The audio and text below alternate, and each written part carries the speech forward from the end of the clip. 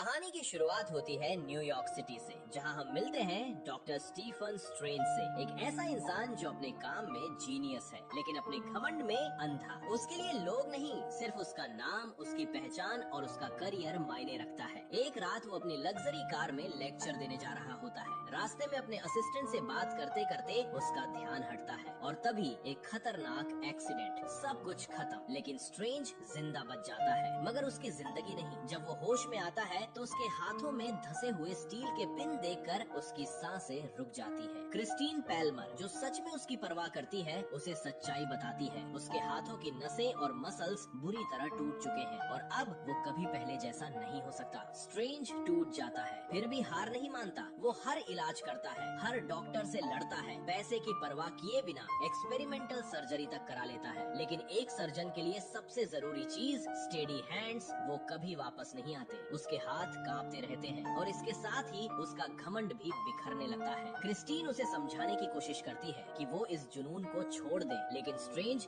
गुस्से में उसे ही दोष देने लगता है और यही वो एक इंसान को भी खो देता है जो सच में उसके साथ थी। अब वो अकेला है, टूटा हुआ और पूरी तरह बिखरा हुआ। तभी एक दिन उसे एक अजीब केस के बारे में पता चलता है। एक ऐसा इंसान जो पूरी तरह पैरालाइज था, लेकिन फिर भी चलने लगा। ये सुनकर स्ट्रेंज के अंदर उम्मीद की एक चिंगारी जलती है। वो उस इंसान पैंगबॉन से मिलता है और उससे पूछता है ये कैसे मुमकिन हुआ। पैंगबॉन बताता है जब उसका शरीर हार गया तब उसने अपने दिमाग को तलाशने दिया और वो सफर उसे ले गया कामरताज, जहाँ उसने कुछ ऐसा पाया जो साइंस से परे था, कुछ ऐसा जो समझ में नहीं आता लेकिन सच है। और बस एक रास्ता बताकर वो स्ट्रेंज को छोड़ देता है। अब स्ट्रेंज के पास खोने के लिए कुछ नहीं बचा। वो निकल पड़ता है काठमांडू की तरफ। हर गली, हर मोड़ पर कामरताज को ढूंढता है, लेकिन कोई उसे कुछ नहीं बताता। और फिर कुछ गुंडे उसे घेर लेते हैं, उसे मारते हैं, उसका आखिरी सहारा भी छीन लेते हैं। तभी एक रहस्यमयी आदमी सामने आता है, मॉर्डो, और उसे बचा कर ले जाता है उसी जगह जिसे स्ट्रेंज ढूंढ रहा था, कामरताज। और यहाँ पहली बार उसकी मुलाकात होती है एंशिएंट वन से, जो उसे देखकर ही कहती है तुम 7 सर्जरी करवा चुके हो। स्ट्रेंज हैरान रह जाता है और सीधा सवाल करता है आपने उस आदमी को कैसे ठीक किया। एंशिएंट वन शांति से जवाब देती है मैंने उसे ठीक नहीं किया, मैंने सिर्फ उसे दिखाया कि वो चल सकता है। स्ट्रेंज इसे साइंस से जोड़ने की कोशिश करता है, लेकिन एंशिएंट वन उसे एक ऐसी सच्चाई बताती है जो उसके पूरे विश्वास को हिला देती है कि शरीर से भी ज्यादा ताकतवर आत्मा होती है। लेकिन स्ट्रेंज इसे मानने से इनकार कर देता है, वो इसे बकवास कहता है। और तभी एक झटके में एंशिएंट वन उसकी आत्मा को उसके शरीर से बाहर निकाल देती है। स्ट्रेंज खुद को अपने ही शरीर के बाहर देखता है, डर जाता है, टूट जाता है और तब उसे एहसास होता है कि ये दुनिया सिर्फ वही नहीं है जो वो देखता आया है, इसके परे भी बहुत कुछ है। फिर एंशिएंट वन उसे दिखाती है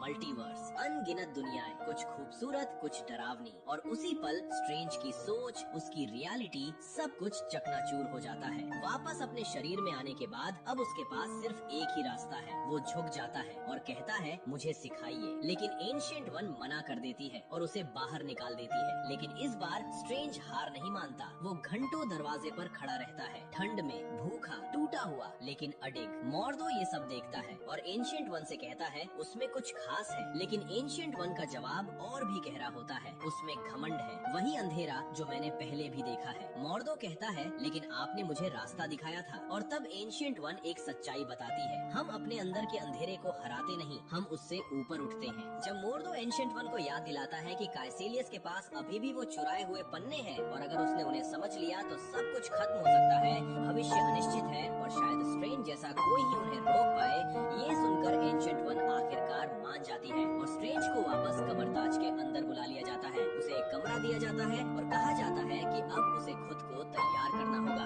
अगले ही दिन उसकी ट्रेनिंग शुरू हो जाती है, जहाँ एंशिएंट वन उसे बताती है कि जादू कोई चमत्कार नहीं, बल्कि अलग अलग डायमेंशन से एनर्जी खींचकर स्पेल्स और वेपन्स बनाना है। स्ट्रेंज अब भी शक में रहता है और कहता है कि उसके कांपते हाथ ये सब कैसे कर सकते हैं। तब एंशिएंट वन उससे पूछती है कि उसने सर्जरी कैसे सीखी थी और उसे खुद समझ आ जाता है कि जैसे उसने साइंस सीखी वैसे ही उसे मैजिक भी सीखना पड़ेगा। और फिर शुरू होती है उसकी असली जर्नी। वो लाइब्रेरी में जाता है जहाँ उसकी मुलाकात वॉन्ग से होती है। वहाँ उसे कुछ रिस्ट्रिक्टेड बुक्स दिखती हैं जिनमें टाइम के रहस्य छुपे हैं और उसे पता चलता है कि उन किताबों के कुछ पन्ने काइसिलियस चुरा चुका है। स्ट्रेंज किताबें लेकर पढ़ाई शुरू कर देता है, जबकि दूसरी तरफ काइसिलियस उन पन्नों को डीकोड करने में लगा है। अब स्ट्रेंज मॉर्डो और बाकी स्टूडेंट्स के साथ ट्रेनिंग करता है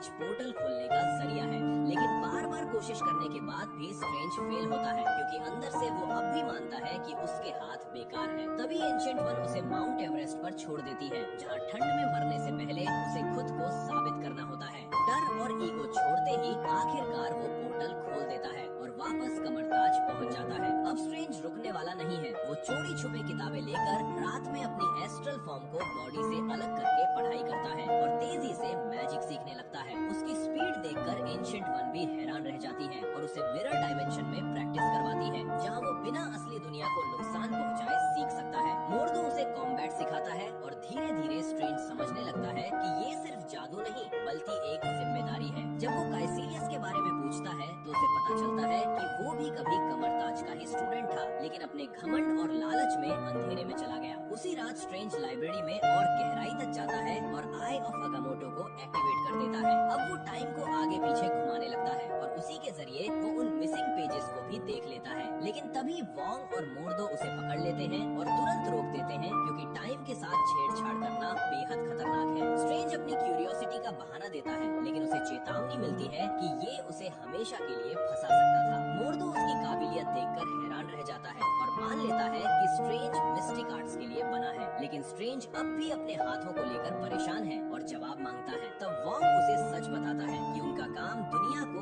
मिस्टिकल खतरों से बचाना है। वो बताते हैं कि धरती पर 3 सैंक्टम्स हैं जो इसे सुरक्षित रखते हैं और उन पर हर समय दूसरे डायमेंशंस के खतरों का खतरा मंडराता है, और इन सब में सबसे बड़ा खतरा है डोरमामू, डार्क डायमेंशन का रूलर जो पूरी दुनियाओं को निगल जाता है। और अब उसकी नजर अर्थ पर है। और सबसे डरावनी बात ये है कि काइसीलियस जिन पन्नों को चुरा कर ले गया है उनमें डोरमामू से कांटेक्ट करने और उसकी शक्ति हासिल करने का तरीका छुपा है। जब स्ट्रेंज ये सब सुनकर पीछे हट जाता है और साफ कह देता है कि उसे इस जादुई जंग से कोई लेना देना नहीं, वो यहाँ सिर्फ अपने हाथ ठीक कराने आया है। लेकिन इससे पहले कि वो कुछ समझ पाता, कैसिलियस लंदन सैंक्टम पर हमला कर देता है और उसके मास्टर को मार देता है। उसी डिस्टरबेंस की वजह से स्ट्रेंज अचानक न्यूयॉर्क सैंक्टम पहुंच जाता है। वो कंफ्यूज होकर वोंग को आवाज देता है, लेकिन वहाँ कोई नहीं होता। सिर्फ 3 दरवाजे होते हैं जो दुनिया के 3 अलग अलग सैंक्टम से जुड़े हैं। तभी कैसिलियस वहाँ आ धमकता है और न्यूयॉर्क सैंक्टम के गार्डियन को मार गिराता है। ये देखकर स्ट्रेंज उसे रोकने की कोशिश करता है, लेकिन वो अभी भी इनएक्सपीरियंस्ड है। और तभी शुरू होती है एक खतरनाक लड़ाई। स्ट्रेंज अपनी पूरी ताकत लगाकर मैजिक से वेपन्स बनाता है और किसी तरह खुद को बचाता है, लेकिन कैसिलियस और उसके लोग उस पर भारी पड़ते हैं। तभी अचानक पूरा माहौल बदलने लगता है। दीवारें मुड़ने लगती है, जमीन घूमने लगती है, ग्रेविटी बदल जाती है, पूरा शहर जैसे टूटकर बिखर रहा हो। स्ट्रेंज किसी तरह उसके एक आदमी को पकड़कर उसे एक दूसरी डायमेंशन में फेंक देता है, लेकिन कैसिलियस अब भी उसके पीछे है। वो स्ट्रेंज को पकड़कर बुरी तरह पीटने लगता है और जब सब खत्म होता नजर आता है, तभी एक लाल क्लोक अचानक जिंदा हो उठता है और स्ट्रेंज को बचा लेता है। यही वो पल होता है जब स्ट्रेंज को उसका पहला असली हथियार मिलता है, क्लोक ऑफ लेविटेशन। अब लड़ाई पलटती है और स्ट्रेंज उसकी मदद से कैसिलियस को मैजिकल चेन्स में बांध देता है और उससे पूछता है कि वो आखिर चाहता क्या है। कैसिलियस शांति से जवाब देता है कि इस दुनिया में सब कुछ खत्म होता है, हर चीज मरती है, यहाँ तक कि सूरज भी एक दिन बुझ जाएगा। लेकिन डार्क डायमेंशन ऐसा नहीं है, वहाँ टाइम का कोई मतलब नहीं। अगर हम उसे अपनाएं तो हम अमर हो सकते हैं, और इसलिए वो डोरमामू को इस दुनिया में लाना चाहता है। स्ट्रेंज तुरंत इसे झूठ कहता है, लेकिन कैसिलियस हंसता है और कहता है कि कमरताज टूटे हुए लोगों को इकट्ठा करता है और एंशिएंट वन उन्हें सच नहीं बताती। असली ताकत वो खुद के लिए रखती है और उसी ताकत से वो इतने सालों से जिंदा है। और जो रिचुअल्स उसने चुराए हैं उनसे वो उसे हराकर डोरमामू को बुला सकता है। स्ट्रेंज गुस्से में जवाब देता है कि डोरमामू ने उसे एक हत्यारा बना दिया है और उसकी आंखों में देखकर ही उसके अंधेरे का अंदाजा लगाया जा सकता है। तभी पीछे से एक हमला होता है और स्ट्रेंज को चाकू मार दिया जाता है। वो बुरी तरह घायल हो जाता है, लेकिन क्लोक उसे बचाता है और उसे मौका देता है। वो स्लिंग रिंग से पोर्टल खोलकर सीधा हॉस्पिटल पहुंचता है और क्रिस्टीन से कहता है कि तुरंत ऑपरेशन शुरू करो, और वहीं गिर जाता है जैसे ही उसका शरीर ऑपरेशन टेबल पर होता है। उसकी एस्ट्रल फॉर्म बाहर आ जाती है। क्रिस्टीन डर जाती है, लेकिन स्ट्रेंज उसे बताता है कि वो मर रहा है। तभी वो दुश्मन जिसे स्ट्रेंज ने पहले फंसाया था वो भी अपनी एस्ट्रल फॉर्म में आ जाता है, और अब लड़ाई फिजिकल दुनिया में नहीं बल्कि सोल के लेवल पर शुरू होती है। एक तरफ क्रिस्टीन उसका ऑपरेशन कर रही होती है और दूसरी तरफ स्ट्रेंज अपनी जान बचाने के लिए लड़ रहा होता है। जैसे ही हालात बिगड़ते हैं, क्रिस्टीन डिफिब्रिलेटर का इस्तेमाल करती है और उसका शॉक उस दुश्मन की एस्ट्रल फॉर्म को खत्म कर देता है। स्ट्रेंज बच जाता है। होश में आने के बाद वो क्रिस्टीन से माफी मांगता है और पहली बार अपने दिल की बात कहता है। क्रिस्टीन अभी भी समझ नहीं पाती कि ये सब क्या हो रहा है। तब स्ट्रेंज उसे पोर्टल खोलकर दूसरी डायमेंशन दिखाता है और वो यकीन कर लेती है कि ये सब सच है। स्ट्रेंज बस इतना कहता है कि उसे जाना होगा और वहाँ से चला जाता है। वापस आते ही क्लोक फिर से उसके पास आ जाता है, जैसे उसने खुद उसे चुन लिया हो। वो कैसिलियस को ढूंढने निकलता है, लेकिन वो गायब होता है। तभी मॉर्डो और एंशिएंट वन वहाँ पहुँचते हैं और स्ट्रेंज की ताकत देखकर हैरान रह जाते हैं। स्ट्रेंज उन्हें बताता है कि कैसिलियस अब रियल वर्ल्ड में भी रियलिटी को बदल सकता है। एंशिएंट वन गंभीर हो जाती है क्योंकि लंदन सैंक्टम गिर चुका है और अब सिर्फ न्यूयॉर्क और हांगकांग बचे हैं। वो स्ट्रेंज की तरफ देखकर कहती है कि अब वो मास्टर बनने के लिए तैयार है, लेकिन स्ट्रेंज मना कर देता है और कहता है कि उसने डॉक्टर बनते वक्त कसम खाई थी कि वो किसी की जान नहीं लेगा और आज उसने वो तोड़ दी। और फिर वो एक ऐसा सच सामने रखता है जो सबको हिला देता है। वो कहता है कि एंशिएंट वन खुद डार्क डायमेंशन की ताकत का इस्तेमाल करके जिंदा है। एंशिएंट वन कुछ नहीं कहती और चुपचाप चली जाती है और तभी कैसिलियस एक बार फिर हमला करता है, इस बार न्यूयॉर्क सैंक्टम पर। मॉर्डो स्ट्रेंज से कहता है कि उन्हें उसे रोकना होगा। स्ट्रेंज तुरंत एक्शन लेता है और मैजिक का इस्तेमाल करके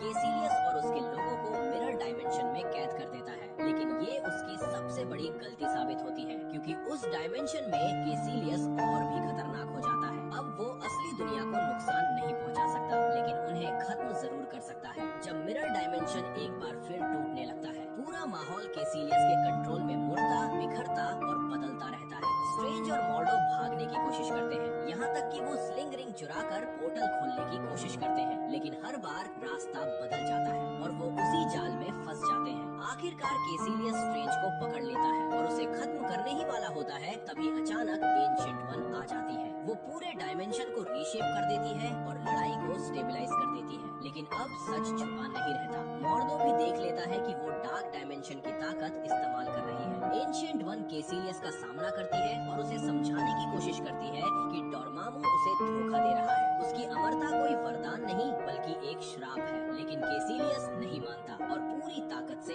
हमला कर देता है। इस भयानक टकराव में वो एंशिएंट वन को बुरी तरह घायल कर देता है और एक पोर्टल के जरिए उसे रियल वर्ल्ड में फेंक देता है। स्ट्रेंज उसे तुरंत हॉस्पिटल लेकर भागता है, जहाँ क्रिस्टीन उसकी सर्जरी शुरू करती है, लेकिन तभी उसका दिल रुक जाता है। उसी पल स्ट्रेंज अपनी बॉडी छोड़कर उसकी एस्ट्रल फॉर्म के पीछे जाता है। वो उसे रोकने की कोशिश करता है, लेकिन एंशिएंट वन शांत होकर कहती है कि अब उसका समय खत्म हो चुका है। उसने हमेशा टाइम से आगे देखने की कोशिश की, लेकिन इस पल के आगे कुछ नहीं है। फिर वो स्ट्रेंज को याद दिलाती है कि उसने पैंगमोन को हील नहीं किया था, उसने खुद डायमेंशंस की एनर्जी को इस्तेमाल करना सीखा था और उसी पल उसके पास चॉइस थी कि वो खुद को ठीक करे या कुछ बड़ा बने। स्ट्रेंज समझ जाता है कि वो अपने हाथ ठीक कर सकता है, लेकिन एंशिएंट वन उसे बताती है कि अगर वो ऐसा करता है तो दुनिया एक महान सॉर्सरर खो देगी। वो मानती है कि उसने डार्क डायमेंशन की ताकत का इस्तेमाल किया, लेकिन वो मजबूरी थी। मॉर्डो उसे कभी स्वीकार नहीं करेगा क्योंकि वो दुनिया को सिर्फ सही और गलत में देखता है और इसलिए उसे स्ट्रेंज की जरूरत है ताकि बैलेंस बना रहे। स्ट्रेंज कहता है कि वो तैयार नहीं है और एंशिएंट वन मुस्कुराकर कहती है कि कोई भी कभी तैयार नहीं होता और फिर उसकी आत्मा हमेशा के लिए खत्म हो जाती है। स्ट्रेंज अकेला रह जाता है, लेकिन अब वो बदल चुका है। उसके पास एक चॉइस है, अपने हाथ ठीक करना या दुनिया को बचाना। और इस बार वो खुद से ऊपर उठकर दूसरों को चुनता है। वो अपना सूट पहनता है, क्लॉक उसके पीछे उठता है और वो फाइनल बैटल के लिए तैयार हो जाता है। अब कहानी हांगकांग में पहुंचती है, जहां वोंग और बाकी सरसर्स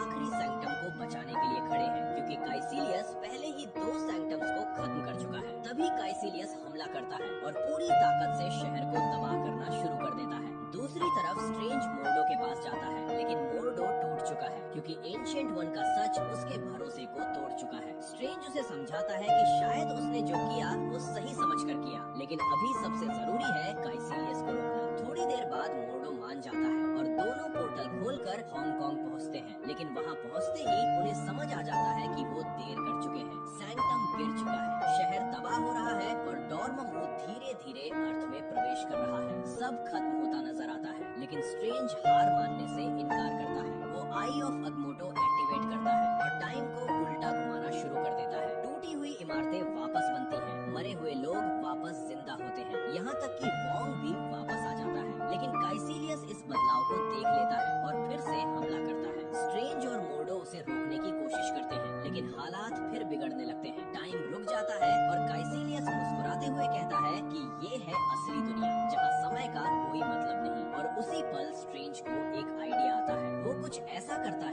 जिसकी किसी को उम्मीद नहीं थी। वो खुद डार्क डायमेंशन में चला जाता है, सीधे डॉर्मामू के सामने खड़ा होता है और टाइम लूप एक्टिवेट कर देता है। वो शांत आवाज में कहता है, मैं सौदा करने आया हूँ। डॉर्मामू हंसता है और कहता है, तुम मरने आए हो, ये दुनिया अब मेरी है।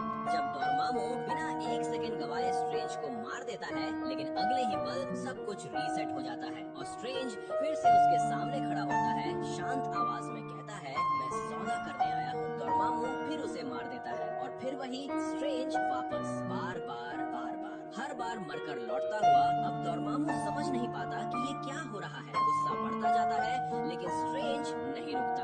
आखिरकार वो समझाता है कि जैसे उसने काइसिलियस को ताकत दी थी, वैसे ही वो अपने साथ टाइम की ताकत लाया है। ये एक एंडलेस लूप है जहाँ अब दोनों फंसे हुए हैं। चाहे डॉर्मामू उसे कितनी भी बार मारे, वो हर बार वापस आएगा, अनब्रेकेबल। आखिरकार डॉर्मामू हार मान लेता है और कहता है, इसे रोक दो, मुझे आजाद करो। तभी स्ट्रेंज अपनी शर्त रखता है, धरती छोड़ दो, काइसिलियस और उसके फॉलोअर्स को अपने साथ ले जाओ और कभी वापस मत आना।